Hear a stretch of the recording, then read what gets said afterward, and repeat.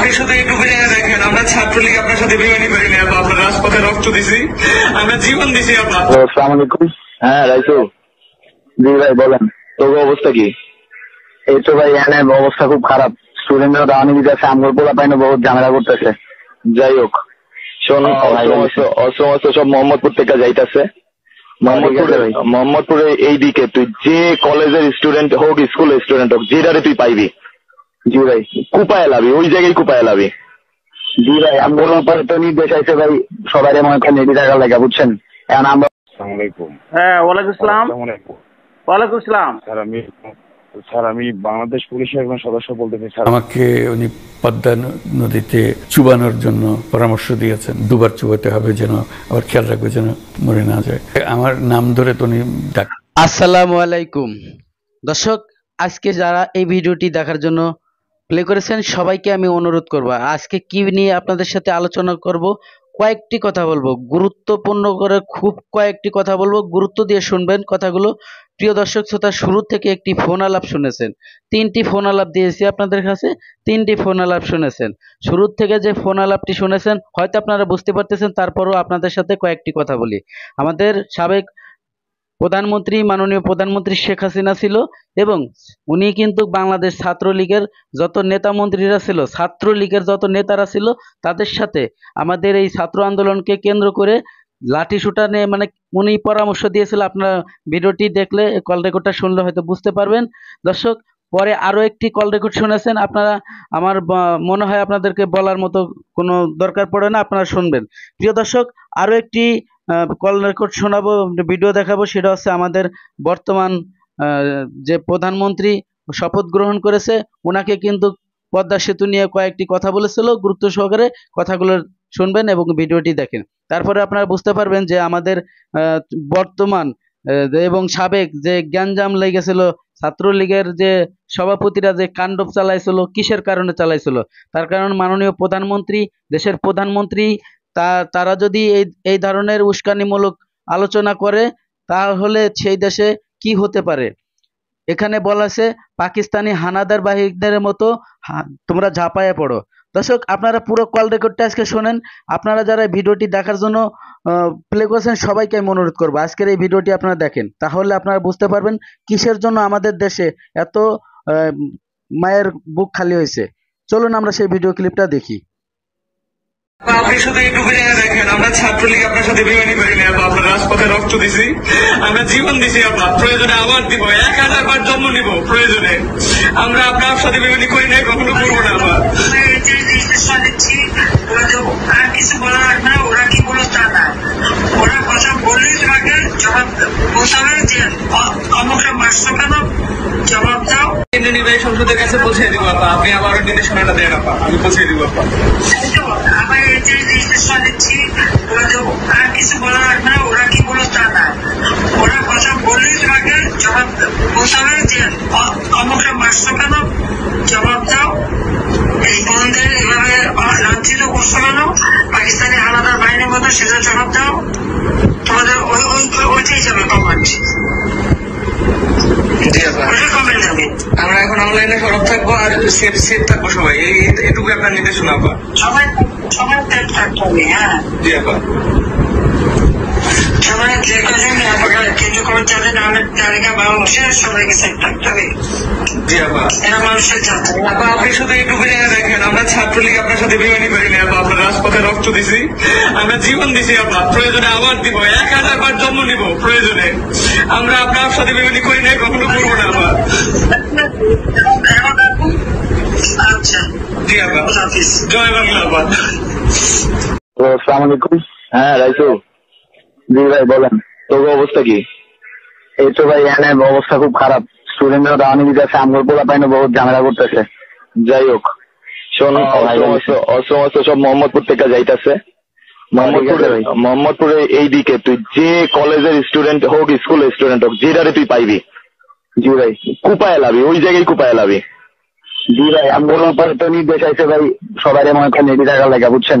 এখন আমরা হ্যাঁ, ওয়ালাইকুম আসসালাম। ওয়ালাইকুম আসসালাম। স্যার আমি বাংলাদেশ পুলিশের একজন সদস্য বলতে চাই স্যার, আপনার সাথে একটু কথা বলতে চাইছিলাম স্যার, যদি আপনার সময় হয় স্যার। খুব জরুরি। হ্যাঁ স্যার, একটু জরুরি ছিল বলার জন্য, এই জন্য ফোন করছি স্যার। আপনি তো ব্যস্ত থাকেন, অনেক কাজ নিয়ে স্যার, সময় পাবেন না। তারপর আপনার এই ব্যস্ততার ভিতরে একটু সময় দেন। আচ্ছা ঠিক আছে, কোনো অসুবিধা নেই। পুলিশের মানে আমি নিজেকে সবসময় মনে করি যে পুলিশের প্রতি আমার অনেক দায়িত্ব আছে। আমি পুলিশের সারদা পুলিশ একাডেমির লেকচারার ছিলাম। যাই হোক, বলেন আপনারা তো সবাই বিশ্বাসী একটু আপনার কাছে ফোন দেয়া স্যার। জি জি, ধন্যবাদ। জি স্যার, স্যার আমাদের বাংলাদেশ তো এখন অনেকটা স্বাধীন স্যার। এই বৈষম্য বিরোধী প্রত্যেকটা আন্দোলন থেকে বাংলাদেশ এখন স্বাধীন স্যার, কিন্তু আমাদের এই পুলিশের যে বৈষম্য স্যার, এটা কখনো দূর হবে না। পুলিশের ভিতরে আবার কিসের বৈষম্য?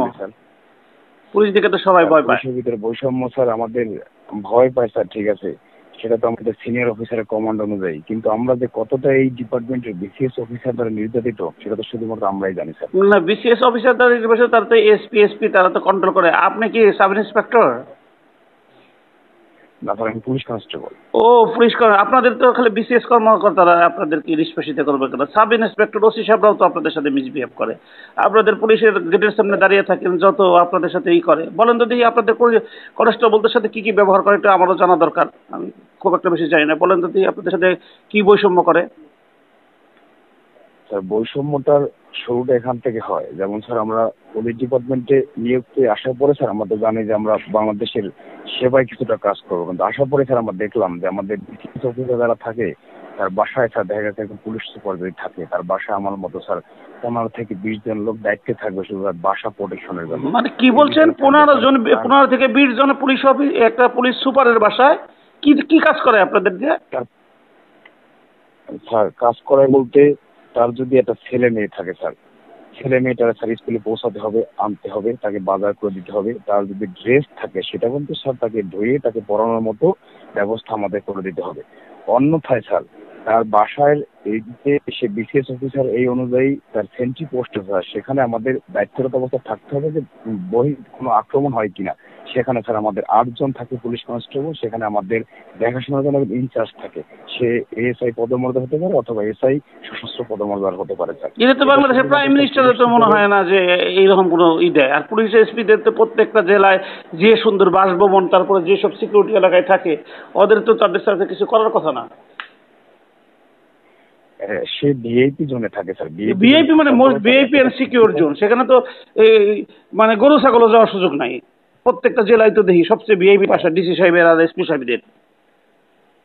হ্যাঁ হ্যাঁ, কিন্তু স্যার আমরা তো তার প্রোটেকশন, আমরা তো স্যার যদি আমরা এটা ডিনাই করি যে আমরা এটা করতে পারবো না, যদি আমরা কোনো অবজেকশন দেই, তাহলে স্যার দেখা গেছে আমার বাসা যদি হয় চট্টগ্রামে, আমাকে চলে যেতে হবে স্যার ওখান থেকে দিনাজপুরে।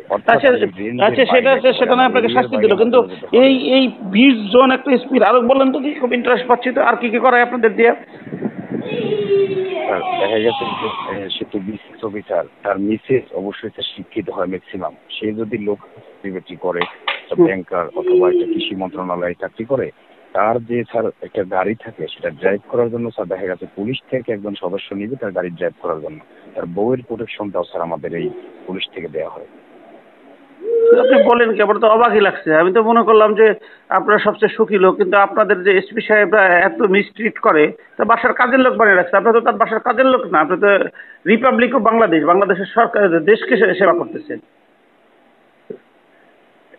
একটা বিষয় স্যার এরকম, এছাড়া স্যার দেখা গেছে বিসিএস অফিসার স্যার আমাদের পুলিশ ডিপার্টমেন্টে ওনারা স্যার ওনাদের প্রমোশনটা পেয়ে যাচ্ছে স্যার তাদের সিনিয়রিটিতে। আমরা পুলিশ কনস্টেবলে ভর্তি হলাম, এখান থেকে স্যার আমাদের একটা বয়স ভিত্তিক যদি প্রমোশন থাকতো, তাহলে স্যার আমরা সবাই এখানে একটা বেনিফিট পেতাম, একটা প্রত্যাশা থাকতো যে আমরা একটা সময় প্রমোশন পাবো। কিন্তু এইরকম একটা ব্যবস্থা তারা রাখে না। শুধু বিসিএস অফিসার থেকে, যেমন স্যার একটা বিসিএস অফিসার এএসপি তে জয়েন করলে সে তার ভাগ্য ভালো হলে, তার সার্ভিস ভালো হলে, আল্লাহ কবুল করলে সে কিন্তু আমি পুলিশ কনস্টেবলে ভর্তি হবো স্যার, এখান থেকে স্যার আমার এখান থেকে এক ধাপ আগানোর মতো কোনো সুযোগ নেই। কিন্তু এখন তো অনেক এই বর্তমান যুগে তো আপনি যে এসএসসি পাশের ক্রাইটেরিয়া, কিন্তু অনেক আমি জানি অনেক ডিগ্রি পাস, মাস্টার ডিগ্রি বলা হয় পুলিশের কনস্টেবল ঢুকে। স্যার আমাদের ম্যাক্সিমাম স্যার আমাদের স্নাতক সার্টিফিকেট থাকে, কিন্তু এখানে আমাদের সিনিয়রিটিতে নিজে যে স্যার এখান থেকে ভিত্তিক একটা প্রমোশন পাবো এর কোনো নিশ্চয়তা স্যার আমার ডিপার্টমেন্টে নাই। এরপরে স্যার দেখা গেছে আমাদের একটা মিশন থাকে স্যার দেশের বাইরে, সেখানে যদি আমাদের মিশনে দেশের বাইরে থেকে আমাদের ধারণা অনুযায়ী স্যার ওখান থেকে সমানভাবে একটা বেনিফিট আমাদের প্রত্যেকের জন্য দেয়, কিন্তু এখানে এই দেশে আসার পরে আমাদের বিসিএস অফিসাররা তাদের র্যাঙ্ক অনুযায়ী স্যার ভাগ করবে। দেখা গেছে আমি একটা অ্যামাউন্ট বললাম এক্সাম্পল হিসেবে, মনে করেন সেখান থেকে যদি আমাদের পার হেড 5 লক্ষ টাকা করে দিয়ে থাকে, সবাই 5 লক্ষ টাকা পাবে। দেখা গেল স্যার পুলিশ সুপার অথবা এসপি সে নিয়ে গেল স্যার সেখান থেকে 4.5 লক্ষ, আমি দিলাম 50 লক্ষ। এরকম ভাবে বৈষম্যটা স্যার আমাদের, মানে এতটুক বৈষম্য। মানে আপনি বলতে চাচ্ছেন যে আপনি ইউএন মিশনে গেলেন, সেখানে তো আপনার 5 লাখ টাকা দিলে 5 লাখ টাকা 4.5 লাখ টাকা নিয়ে যাব। হ্যাঁ এক্সাম্পল, এখন পরিমাণটা এর থেকে যতই বেশি হোক না কেন স্যার বৈষম্যটা আমাদের এইরকম হবে স্যার। তাহলে তো আপনাদের সকলের এই বৈষম্য বিরোধী ছাত্র আন্দোলনে জয়েন করা উচিত, কারণ ওদের কিন্তু একটা কথা খুব ভালো লাগছে যে এই বৈষম্য বিরোধী ছাত্র আন্দোলন বৈষম্যের বিরুদ্ধে। বাংলাদেশে এই পুলিশে যে এত বৈষম্য এটা তো জানতাম না। এটা তো স্যার আমাদের দেখা গেছে এই ডিপার্টমেন্টের ভিতরে। এরপরে স্যার আমাদের পুলিশ ব্যাংক হলো স্যার কমিউনিটি ব্যাংক, সেখানে আমাদের প্রত্যেক পুলিশ সদস্য 32,000 টাকা করে আমরা জমা করলাম স্যার এই ব্যাংক পরিচালনার জন্য, উদ্বোধনের জন্য স্যার, আইজি থেকে কনস্টেবল পর্যন্ত স্যার।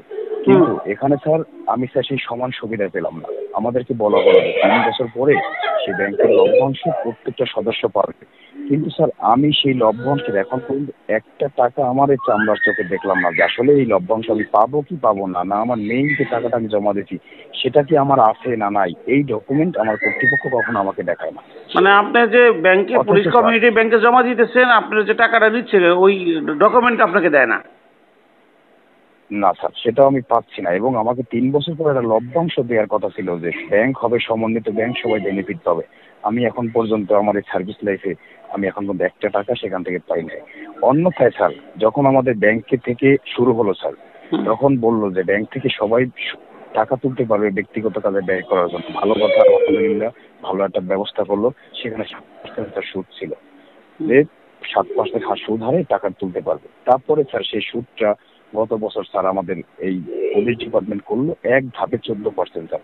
এখন আমি যদি 5 লক্ষ টাকা স্যার 7% সুদে নেই, আমি পুলিশ কনস্টেবল চাকরি করি, 14% সুদ দিলে স্যার সেই টাকাটা কি আমার এই স্বল্প বেতন দিয়ে সুদ করা কখনো সম্ভব? আমার পরিবার আছে, বাচ্চা কাচ্চা থাকতে পারে, সম্ভব না। তো অফিসাররা কত পার্সেন্ট সুদ দেয়? কিভাবে স্যার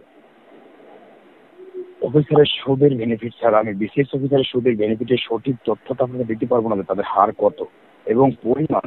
আমি স্যার 32,000 টাকা দিলাম, আমার আইজিবি 32,000 টাকা দিল, কিন্তু সে চাইলে ব্যাংক থেকে 50 লক্ষ টাকা। আপনি কি আইজিবি 32,000 টাকাও না, আইজিবি 32,000 টাকা পুলিশ কনস্টেবল, এইখানে আবার কোনো বৈষম্য নাই না?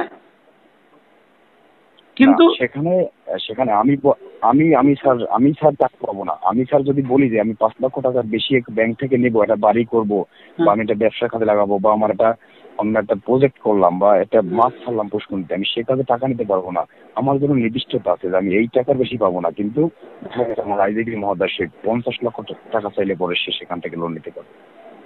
কিন্তু আপনার টাকা উনিও ঠিকই 32,000 টাকা জমা রাখছে, আপনিও 32,000 টাকা জমা রাখছে। ঠিক, হ্যাঁ ঠিক। উনি তো 64,000 টাকা জমা রাখে নাই, কিন্তু উনি 50 লাখও নিতে পারবে, আর আপনি 5 লাখও নিতে পারবেন, আর আপনি 5 লাখও নিতে পারবেন। হ্যাঁ আমার জন্য স্যার ফিক্সড।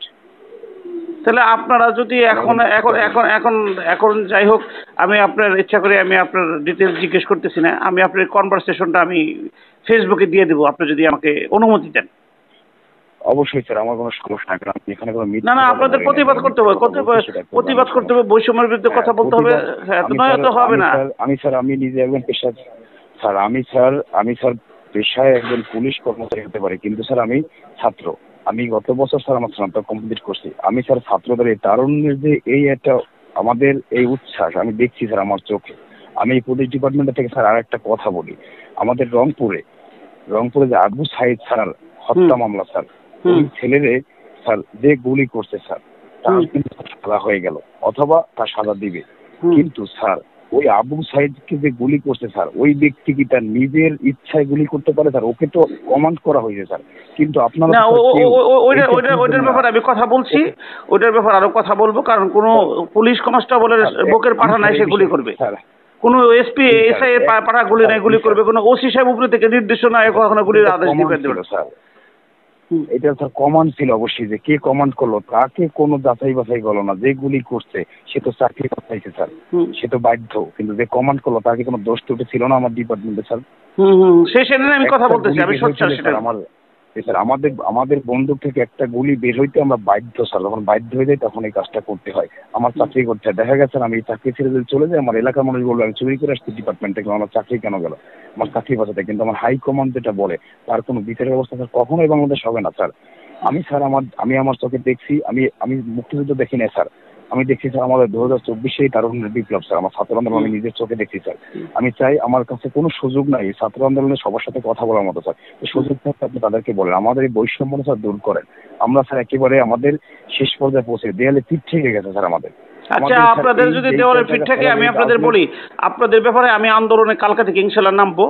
আমি প্রত্যেকদিন 2টা করে লাইভ করব এবং কি আমি আপনাদের গাইড করব, আপনারা আমাকে গাইড করাবেন। যেহেতু আপনারা অনেকে পুড়িয়া মারছে, রাস্তায় ঝুলিয়ে রাখছে এবং তাদের লাশের এখন পর্যন্ত শনাক্তকরণ হয় নাই, আর হলো যে আপনারা দিনরাত 24 ঘন্টা সার্ভিস করে দিয়ে রাখেন, আমি ওইটার ইনশাল্লাহ আপনাদের একটা সমাধানের মধ্যে চেষ্টা করবো। আমার যেহেতু এত রাত এই একটা সময় ফোন দিচ্ছেন, জানি না এখন পর্যন্ত আমি জানি না যে আমার সহকর্মী কজন ভাই কজন বোন এই এই এই এই যে ট্রাজেডি স্যার, এটা তো আমাদের যদি বাংলাদেশের জনগণের যে হয়ে থাকে যে মুক্তিযুদ্ধের ইতিহাস, এটা যে আচ্ছা আপনার সাথে আবার কথা বলবো, যেহেতু আপনার অনুমতি দিচ্ছি, এটা দিব বেশি লম্বা হয়ে আমি যাবে না ফেসবুক, আপনার সাথে আবার পরবর্তীতে কথা বলবো। ঠিক আছে, ভালো থাকেন আপনি। অবশ্যই। ওকে, আসসালামু আলাইকুম। Thank you.